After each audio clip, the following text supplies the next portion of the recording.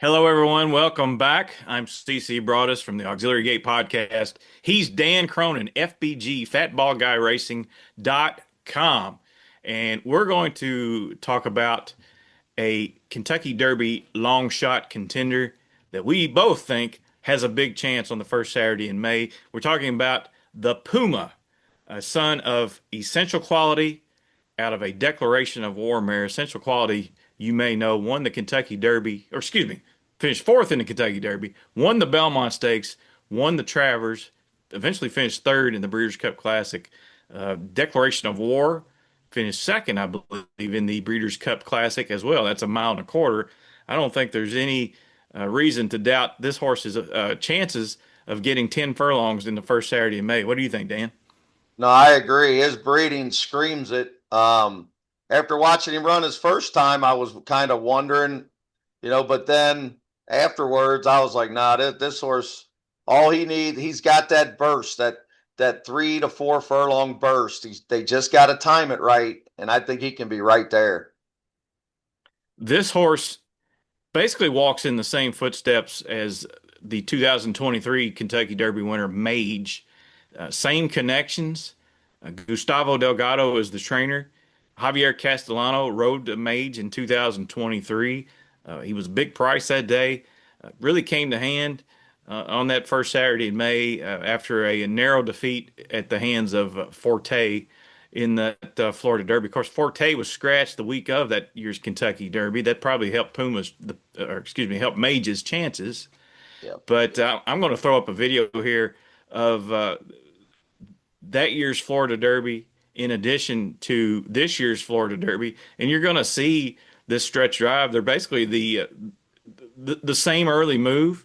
Both get to the lead mid stretch, and both horses are run down on the wire. So the similarities are endless. It seems like with this horse. Well, there's been a weird trend going on lately about horses that didn't win their prep winning the Kentucky Derby. So I think they said 4 out of last 5 or 5 out of last 6 or something.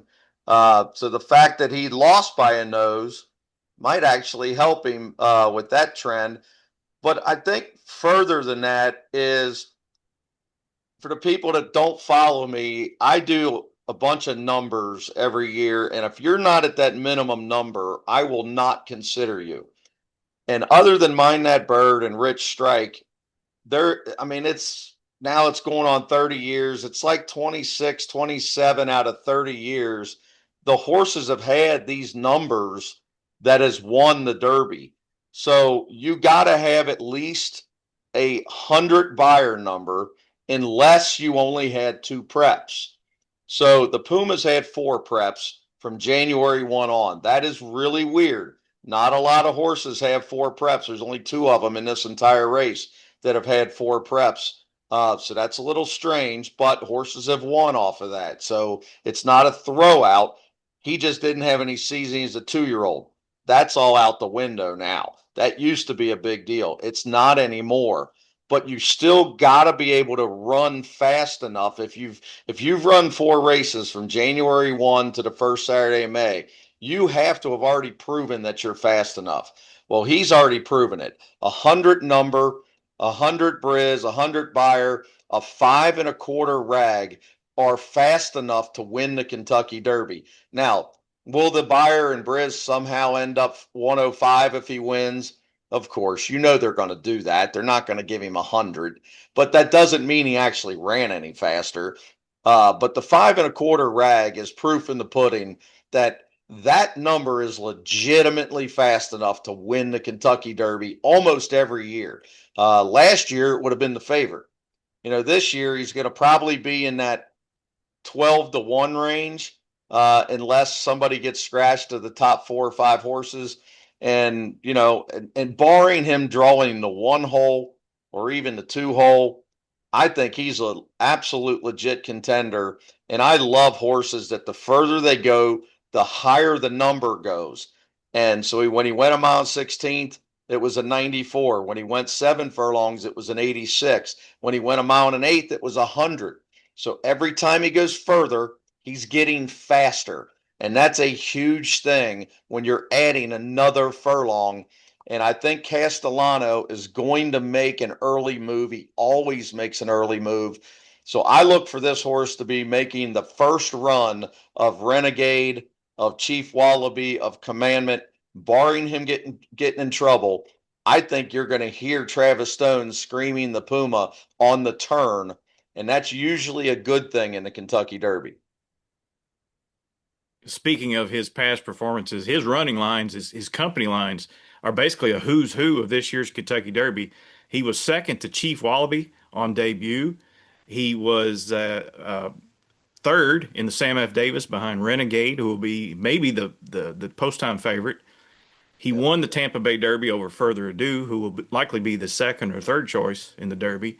And then in that Florida Derby, he was second a nose to Commandment, who will also be one of the top three choices in the Derby. So, this horse is in just four starts this year, he's danced every dance and he's held his own. So, in my Well, and opinion, the thing to remember, and I don't know if you can find this or not, but if you go watch the Sam F. Davis from about the half mile pole home against Renegade, when a lot of people online are going, well, Renegade kicked his butt. Hold it. Go watch the replay. Renegade got the dream trip, sat in the back, circled him, never a straw in his path. Meanwhile, Puma checked and checked and checked and checked. I mean, this horse checked so many times, I thought he was on payroll. I mean, this was unbelievable how many times he checked. So just go watch that, and you're going to see why Gonzalez is no longer on this horse and JJ Castellano is back on, because that was a miserable trip. Miserable. And I think there's a lot to be said for that, because since then he's got a win and got nailed on the last step last time. I think, I mean, 12-1. I mean, there's so many horses that this horse reminds me of, a Thunder Gulch type horse that is going to get overlooked in the wagering, a little ET type horse that 12-1 is going to happen. It's going to happen. And again, unless somebody gets scratched. Further Ado, Renegade, Commandment, Chief Wallaby, even So Happy, or the European Dan and Bourbon, they're all going to take money. And I think this horse is going to be the forgotten horse. yeah, if you like Commandment at what 5-1, 6-1, you gotta love this horse at double the price, in my opinion. Because I mean, essentially, they're the same horse, and the Puma probably will get the jump on Commandment. So yeah, once again, we're in agreement on a live long shot come Kentucky Derby Day. Stick to this channel for more insight on Kentucky Derby contenders. Go to fatballguyracing.com if you're interested in uh, uh, just everyday horse racing analysis and picking winners and learning a little bit more about sport. Listen to the Auxiliary Gate podcast. We'll be doing pods all the way up until Derby. Uh, Catch us soon. We'll see you next time. Everybody have a good evening.